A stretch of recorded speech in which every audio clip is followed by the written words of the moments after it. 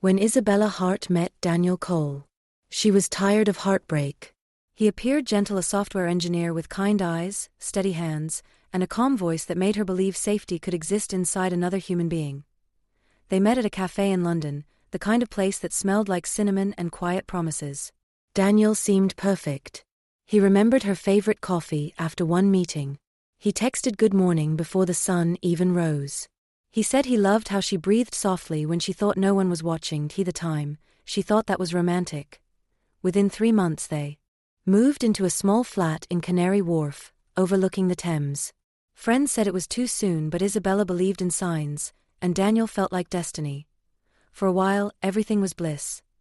Daniel cooked her dinner, sent flowers to her office, even wrote her poems. He said things like, "I don't ever want to be apart from you, Bella.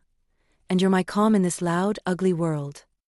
But soon, the love began to feel like possession. T started with subtle control. He wanted her to delete her Instagram. He wanted her to focus on him more, called constantly, not out of care but to check. Where was she? Who was she with? What was she wearing? She laughed it off, thinking he was just deeply in love.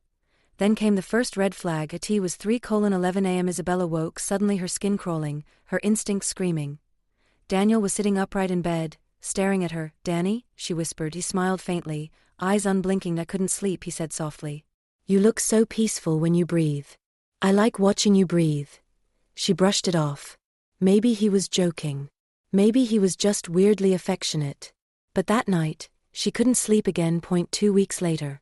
While changing the bed sheets, Isabella found a small black notebook under Daniel's pillow. Every page was filled with writing, neat, obsessive handwriting. 2:47 a.m., she smiled in her sleep. 3:09 a.m., she rolled over, whispered something. Couldn't hear. 4 a.m., she cried in her dream. I kissed her forehead to calm her. I must make sure she never leaves. Her hands trembled. When Daniel came home, she confronted him. He didn't deny it. He smiled and said, "You're mine, Bella. I just love you more than you can understand." From that night, things got worse. Her phone battery began draining abnormally fast. He'd installed tracking apps.